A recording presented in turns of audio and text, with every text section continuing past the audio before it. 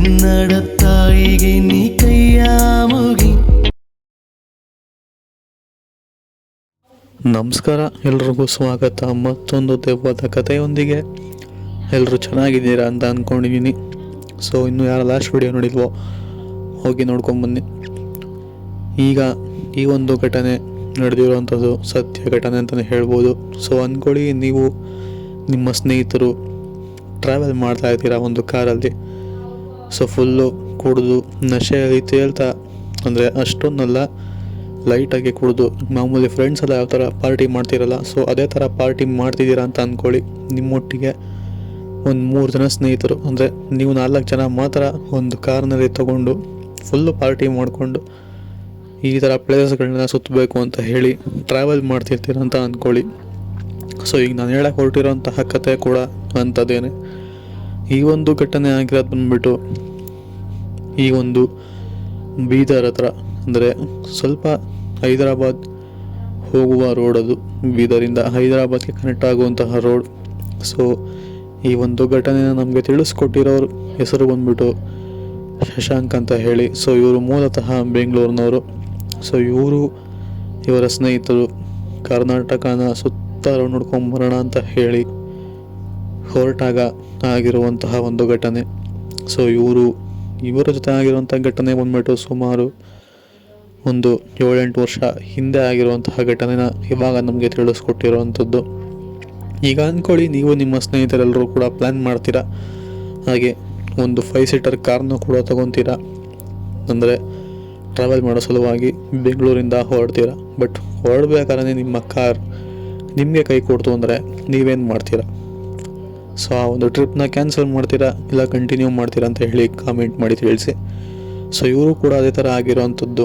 ಇವರು ಕಾರ್ನ ತೊಗೊಂಡು ಹೊರಟಾಗ ಮನೆಯಿಂದ, ಆ ಒಂದು ಮನೆಯ ರೋಡಿಂದ ಆ್ಯಕ್ಚುಲಿ ಇವರ ಸ್ನೇಹಿತರ ಮನೆ ಹತ್ರ ಗಾಡಿಯನ್ನು ನಿಲ್ಲಿಸಿ ಪೂಜೆ ಮಾಡಿಸಿ ಹೊರಟಿರೋ ಅಂಥದ್ದು. ಸೊ ಹೊರಟಾಗ ಆ ಒಂದು ರೋಡ್ ದಾಟೋಕ್ಕಿಂತ ಮುಂಚೆನೇ ಗಾಡಿ ಕೆಟ್ಟು ನಿಲ್ಲುತ್ತೆ.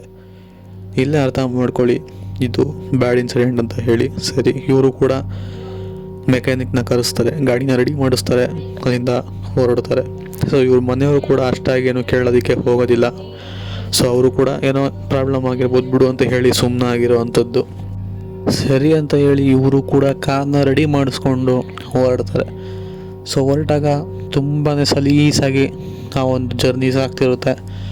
ಸೊ ಮೊದಲು ಅವರು ಶಿವಮೊಗ್ಗಕ್ಕೆ ಬಂದು ರೆಸ್ಟ್ ಮಾಡ್ತಾರೆ. ಶಿವಮೊಗ್ಗದಲ್ಲಿರುವಂತಹ ಜಾಗಗಳನ್ನೆಲ್ಲ ನೋಡಾದ್ಮೇಲೆ ಬಂದು ರೆಸ್ಟ್ ಮಾಡಿ ತಿರ್ಗಾ ಪುನಃ ಇದ್ದು ಮತ್ತೊಮ್ಮೆ ಶಿವಮೊಗ್ಗನ ನೋಡದೇ ಇರೋಂತಹ ಜಾಗಗಳಿಗೆಲ್ಲ ಹೋಗಿ ವಿಸಿಟ್ ಮಾಡಿ ಪುನಃ ಮುಂದೆ ಬಂದು ಹೀಗೆ ಎಲ್ಲ ರಾಜ್ಯಗಳಲ್ಲೂ, ಅಂದರೆ ಎಲ್ಲ ಒಂದು ಜಾಗಗಳಿಗೂ, ಅಂದರೆ ಗೊತ್ತಿರುವಂತಹ ಜಾಗಗಳೆಲ್ಲ ವಿಸಿಟ್ ಮಾಡಿಕೊಂಡು ನಂತರ ಹೈದರಾಬಾದ್ ಹೈವೇನ, ಅಂದರೆ ಈ ಒಂದು ಬೀದರಿಂದ ಹೈದರಾಬಾದ್ ಕನೆಕ್ಟ್ ಆಗುತ್ತಲ್ಲ, ಸೊ ಆ ಒಂದು ಹೈವೇಯಲ್ಲಿ ರೂಮ್ ಸಿಗೋದಿಲ್ಲ ಇವರಿಗೆ ಆ ಒಂದು ಸಮಯದಲ್ಲಿ.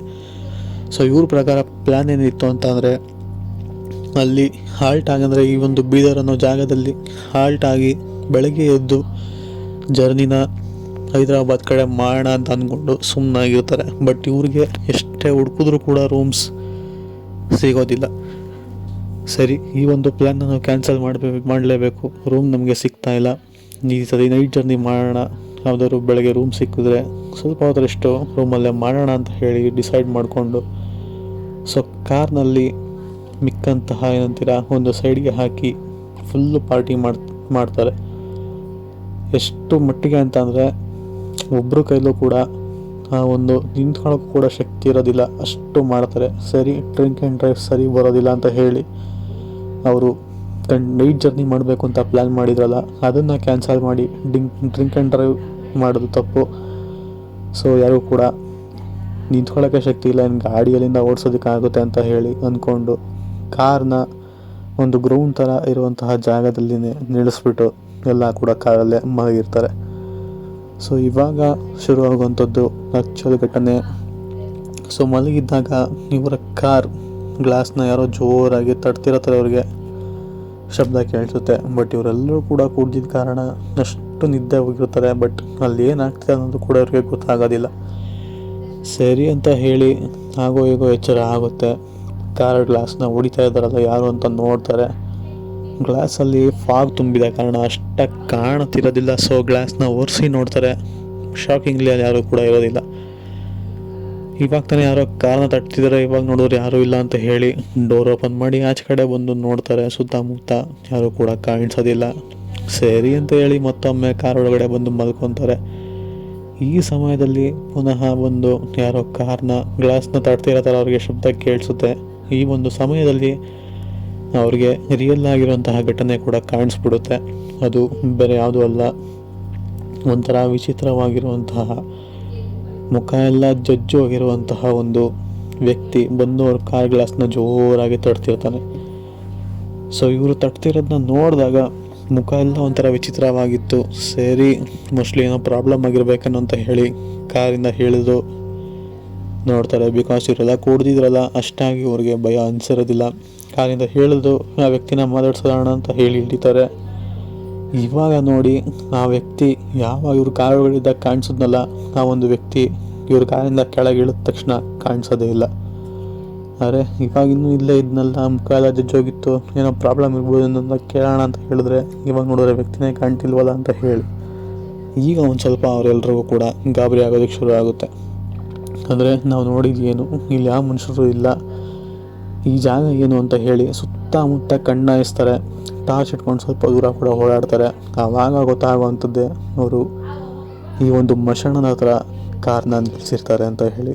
ಸೊ ಇವ್ರು ಮೊದಲೇ ಕುಡಿದಿದ್ರು, ನಾನ್ ವೆಜ್ ಎಲ್ಲ ತಿಂದಿದ್ರು, ಆದ ಕಾರಣ ಈ ಥರ ಒಂದು ಅಟ್ಯಾಕ್ಗಳು ಇವರಿಗೆ ಆಗ್ತಿತ್ತು. ಸೊ ಇದನ್ನು ನೋಡಿದಂಥ ಅವರು ಇಲ್ಲಿರೋದು ಸರಿಯಲ್ಲ, ಕಾರ್ನ ತಗೊಂಡು ಸ್ವಲ್ಪ ದೂರ ಮುಂದೆ ಎಲ್ಲರೂ ಹೋಗೋಣ, ಇದು ಸರಿ ಇಲ್ಲ ಜಾಗ ಅಂತ ಹೇಳಿ ಕಾರ್ನ ಸ್ಟಾರ್ಟ್ ಮಾಡ್ತಾರೆ. ಎಷ್ಟೇ ಸ್ಟಾರ್ಟ್ ಮಾಡಿದ್ರು ಕೂಡ ಕಾರ್ ಸ್ಟಾರ್ಟ್ ಆಗೋದಿಲ್ಲ. ಅದರಲ್ಲಿ ಯಾವ ಒಂದು ವ್ಯಕ್ತಿ ಇವ್ರ ಕಾರ್ ಗ್ಲಾಸ್ನ ಹೊಡಿತೀನಲ್ಲ, ಸೊ ಅವರ ಫೋಟೋ, ಅಂದರೆ ಮುಖ ಎಲ್ಲ ಜಜ್ಜೋಕ್ಕಿಂತ ಮುಂಚೆ ಫೋಟೋ ಇರುತ್ತಲ್ಲ, ಆ ಒಂದು ಫೋಟೋ ಇವ್ರಿಗೆ ಸೈಡ್ನಲ್ಲಿ ಕಾಣಿಸುತ್ತೆ, ಕೆಳಗಡೆ ಬಿದ್ದಿರೋವಂಥ ಫೋಟೋ ಕಾಣಿಸುತ್ತೆ. ಇದನ್ನು ನೋಡಿದಂತಹ ಅವರು ಗಾಬರಿ ಬೀಳ್ತಾರೆ. ಗಾಡಿನ ಇನ್ನಷ್ಟು ಶುರು ಮಾಡೋದಕ್ಕೆ ಸ್ಟಾರ್ಟ್ ಮಾಡ್ತಾರೆ. ಅಂತೂ ಇಂತೂ ಗಾಡಿ ಸ್ಟಾರ್ಟ್ ಆಗುತ್ತೆ. ಅಲ್ಲಿಂದ ಗಾಡಿ ಎತ್ಕೊಂಡು ಓಡಿಸ್ತಾರೆ. ಸೊ ಇದು ಆಗಿರುವಂತಹ ಒಂದು ಕತೆ ಇಷ್ಟ ಆಗಿದೆ ಅಂತ ಅಂದ್ಕೊಂಡಿದ್ದೀನಿ. ಸಿಗೋಣ ಮತ್ತೊಂದು ಕಥೆಯೊಂದಿಗೆ. ಅಲ್ಲಿವರೆಗೂ ನೀವು take care. Good bye friends.